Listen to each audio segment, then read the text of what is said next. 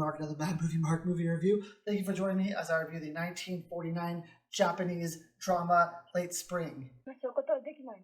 Well, I mean, you're free to do whatever you want to do, but I assume that since you're here, you're ready to go on with this review. So I'm reviewing every movie that has 100% fresh rating on Rotten Tomatoes. I'll give them all a score of 1 to 10. After I review them all and score them all, I will rank them from worst to best. I started in the 1920 silent movie era, and now I'm at 1949 with Late Spring. This movie stars Chishu Ryu as Shukichi and Setsuko Hara as Noriko. This movie is set in the home of Shukichi and Noriko. They are a father-daughter combo. The daughter is older. She is 27 years old, and she is basically living with her father. She's taking care of her father. She does his laundry. She does his cooking. She basically every aspect of his life she helps him out with, and she is really enjoying the setup that she has. She enjoys the time with her father. He enjoys the time with her. They enjoy being together. They go on vacations every now and then.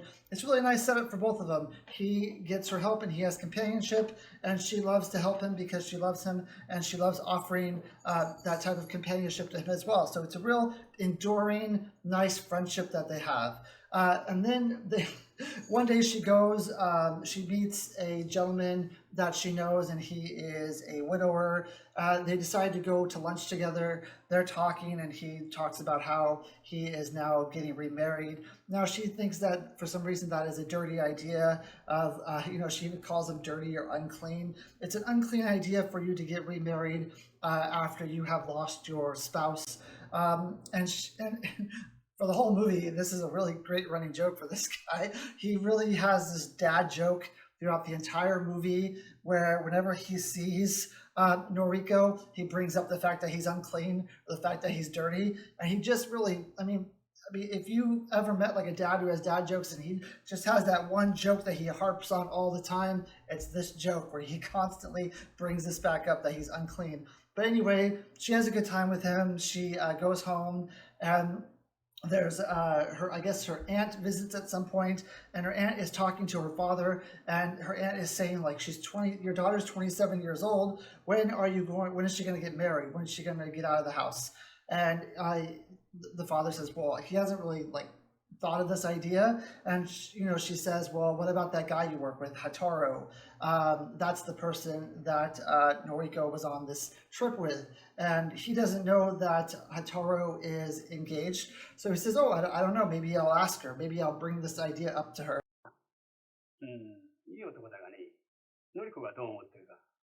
So a couple of days later, he brings up the idea, asking if Hataro is a good candidate for a spouse. And she says, yeah, sure, of course he is. And the father says, well, what about for you?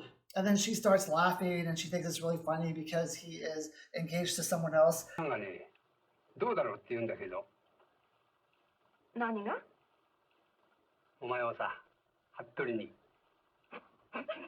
Now, her mannerisms in the beginning of this movie for Noriko, she laughs at basically everything. So it doesn't matter how serious the question, it doesn't matter how funny the question, she always has this laugh about her, and I couldn't figure out why that was. I was like, why does she absolutely laugh at anything that's said in the movie to her or towards her? And then as the movie started moving on, I understood why she does this. It's because she's happy. The way her laugh is proof that she's happy, she's enjoying life, she loves the situation that she's in, she loves being with her father, she loves going out with her friends and going out and do things and having the availability to come back and not be tied down. She just loves where her life is right now, and for her, it couldn't get any better. So why wouldn't you be laughing, and why wouldn't you be happy and smiley all the time? That's why she's like that. However, later on, her dad is talking to one of her old school friends, and her old school friend is divorced, and he asks her if she would ever get remarried again. And she says, probably, maybe it's just the guy that she was with before was a terrible person, and she would never want to remarry someone like that, but she would get remarried again.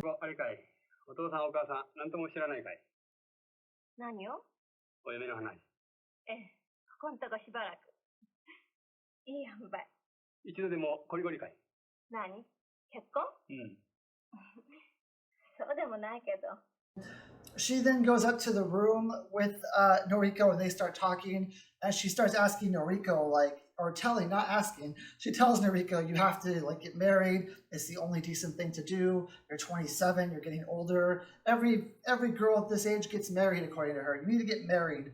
And she says, like, well, stop saying that. Like, I don't want to get married. It's not what I want to do. It's not my dream. It's not what I want to do. I like the situation that I'm in. 行かないわよ。行っちゃいなさいよ、早く。いやよ。行っちゃえ、行っちゃえ。何言ってんのよ。Then later on, she has a chat with her aunt, and her aunt tells her she has to get married. 人があるんだけど、一度あんた会ってみない？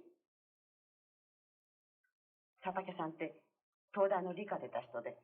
And her aunt has this really good idea for someone. His name is Satake, and this would be a really good spouse for her, and she needs to get married. So pretty much everyone, except for her dad at this point, everyone that she meets and everyone she runs into is telling her she has to get married. It's the only good thing to do. You're getting older. You need to get out of your dad's hair. You need to let your dad be retired. You need to let him live on his own. You need to get out. You need to stop being a burden. So her demeanor turns from this laughy, happy, always smiling girl to someone who now hardly ever smiles. She's always depressed. She's very sad because she feels like she's being forced into this situation that she really doesn't want any part of. She doesn't want to get married. She doesn't want to, but everyone's telling her that she has to, that it's like the only decent thing to do, that like this is what you need to get done. So eventually her aunt, which is her dad's sister, convinces her dad that this is a great idea, that she needs to get married, and that she probably wants to get married to Sakati because he's such a great catch. もうお見合わせんでから1週間にもなるのにお返事しないわけにもいかないわよ。うん、そうなんだがね。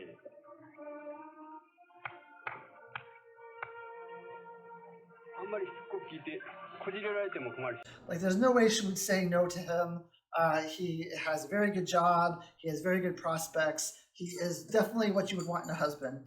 So then her dad starts asking her and telling her, you know, maybe you should give this guy a chance. You really do need to get married. You really do need to get out of the house. You know, I'll be fine. Don't worry about me. I know you're probably doing this because you're worried that I can't get along, but I'll be fine. Like, you need to worry about your life and you need to be happy with your life, so you need to get married. So she eventually breaks down and she agrees. She talks to her aunt one last time, and her aunt says, so I need an answer, yes or no. Are you going to get married? Are you going to say yes? And she finally says yes, she'll get married. どう？言ってくれる？ねえ、どうなの？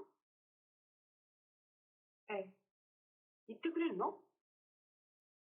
So her aunt is over the moon about this information. She's finally getting married. So they have the wedding ceremony, and before the wedding ceremony, Noriko talks to her father, and she basically tells her father at this point, you know, I really don't want to get married. I've thought about this, and I love the life that we have together, and I don't want to lose you that way. I don't want to lose what we have here. This is what I want. This is what I want in life. I want to just be with you all the time. I want to take care of you. I want to have fun with you. I want to laugh with you. I don't know. I don't understand why there's all this pressure to get married. And he says, you know, you're probably not going to be happy when you get married at first because no wife is, but you eventually learn to be happy and you eventually learn to love each other. And you eventually learn to, you know, when I married your mom, she wasn't happy for a while. She was very depressed. But she ended up getting used to it, and she ended up liking it. お父さんはもう56だ。お父さんの人生はもう終わりに近いんだよ。だけどお前たちはこれからだ。And as a child and as a person in life, you need to move out. You need to write your own destiny. You need to have your own children. You need to have your own life away from me. And that's really what children are supposed to do, according to him. You need to, you know, sow your wild oats. You need to get out, and you need to just forget about me because I've had my life. I've had my children. I've had my wife. I've had everything. Like, my life has been fulfilled. I've done everything I'm supposed to do. Now this is what you're supposed to do. So eventually she reluctantly, I wouldn't say reluctantly, she reluctantly agrees to this. You can tell she's very depressed. She's very sad. She's very beside herself. This isn't something she wants to do. But then she eventually agrees and she gets married. And at the end of the movie, the father is talking about how he really, honestly, he told his daughter that he was engaged, or he was looking to get married to someone else. He found someone else, and that he was in a great relationship with this person, and he was looking to get married to her. So don't worry about me, because I'm going to get married to someone else. At the end of the movie, he reveals that this actually wasn't true. He actually is not engaged. He's actually not getting married to anyone else, and that he just had to make that story up so that she would leave the house. And he's talking to one of Noriko's friends, and she says, "Don't worry, like I'll come visit you if you're ever lonely." And he says, "You'll come visit me, really? Because I'm really gonna look forward to that." And that's pretty much the whole movie. That's the end of the movie. It's a greatly depressing movie.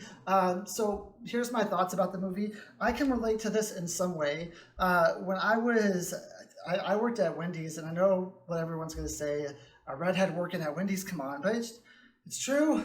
It was hard. It was a hard life working at Wendy's as a redhead, but I was there from like the age of 18 to, I worked there for like 8 or 9 years with a year or so. I took a year or so off to work somewhere else, but I worked there for a very long time. When I was in my mid-20s, around 24 years old, I would constantly have people I work with asking me when I'm going to get married and when I'm going to have children, all the time. At that point, I didn't even have a girlfriend. I didn't have anyone. I didn't have any prospects. I had absolutely nothing. I'm working a fast food job that basically, and I'm not trying to offend anyone here, but it's a dead-end job, honestly. I love the time that I had there. I worked with a lot of really great people. A lot of the best people I know were from fast food. It was a great learning experience for me. I think everyone should work in fast food at some point in their life, because it's a really hard, laborsome job that everyone needs to learn, everyone needs to do to really find out how hard people have it. But I worked this job, and I constantly had people asking me when I'm going to get married and when I'm going to have children. My constant response to them is that I'm not ready for children.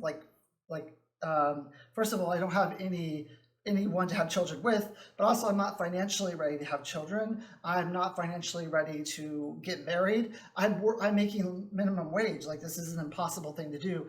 And the reason why I'm telling this story is because there's all these pressures on people, especially I would say women.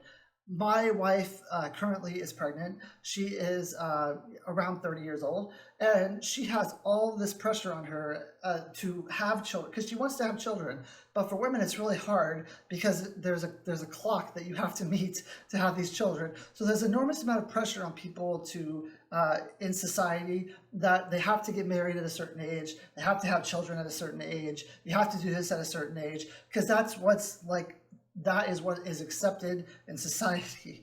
And I lived through that, and it's very hard. It's a lot of pressure, and it's hard to explain to people that that is not the same way of thinking. You do not have that same way of thinking, that you don't think that is necessarily true. I thought it was laughable at 24 that I would have children, because there is no way I would give them the quality of life they ever wanted. Now, this is the same for her. She loves the life that she's living. Why would she be expected to change that if she doesn't want to have kids, if she doesn't want to get married? If she likes what she's doing, then why have her do something else? And it's the tragedy at the end of the movie where you realize she's really in the situation that she doesn't want to be in. Her father is also in a situation that he doesn't want to be in, because he liked the life that they were living too. But it's the pressure of society that they succumb to. It's the pressure of society that they were forced to uphold to, and it's absolutely terrible. You really see her decline in the movie. You really see that, because like I said, she's so smiley and so happy and so joyful in the beginning of the movie, and you really see that all go away once she realizes she's going to lose the joys of her life that she really has. Once she realizes she's going to lose the things that she loves, because it's what she's supposed to do. It's what's expected of her. Now, I've always felt that we all have one life to live in this world. As I get older, I realize that even more and more, that there's no second go around here. It's all or nothing in one life. And if this is what she wants to do, then why should she throw away her life, her happiness, to uphold to society's norms? It just doesn't make any sense at all. But this is what, I mean, especially I would think in Japan, where there's cultural differences, there's norms that are different, there's ways of living that are different, especially back then. that it's really hard to mount any type of defense against this, to argue against this. You're pretty much just doing what society wants you to do, and you're supposed to be happy about it. And that is incredibly sad. And for her, it's just a really depressing movie, and you really feel for her. You really want her to be able to live the kind of life that she wants to live, and you know it's not going to happen. You know eventually she's going to give in, and she's going to have to give in because everyone around her is just nagging her and annoying her and just doing the best they can to make her give in to what they want. And yeah, and I found it to be heartbreaking. Honestly, this movie, you can't watch this movie without being heartbroken about it.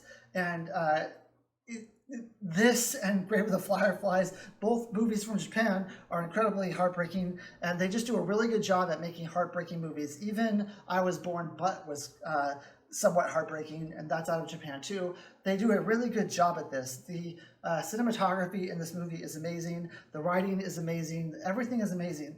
They really have this, make you feel this feeling of dread and regret and just hopelessness. You feel hopeless for this woman. You feel hopeless that she's in this situation. And this is what a movie's supposed to do. It's supposed to bring out these feelings in you. It's supposed to make you stand up and say, like, I don't want this to happen again. It's supposed to make you either angry or happy or sad, or it's supposed to make you feel a certain way, and this movie definitely does. The director is fantastic. Acting is fantastic. The script is great.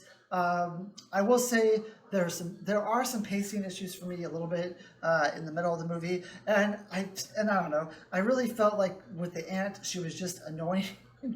I know what she's trying to do. I get what she's trying to do, but she just came off as incredibly annoying to me. Maybe it's because I was angry at her. Maybe it was because I was angry at what she was doing. But there's so many people who like are butting heads with her that it just after a while you're like, okay, I think I've seen enough of the head butting. Let's just move on with the movie a little bit. But the end was so annoying to me. But this movie, I think it's a really good movie. It does exactly what it set out to do, and I give it an 8.5 out of 10. Thank you. I hope you have a great day.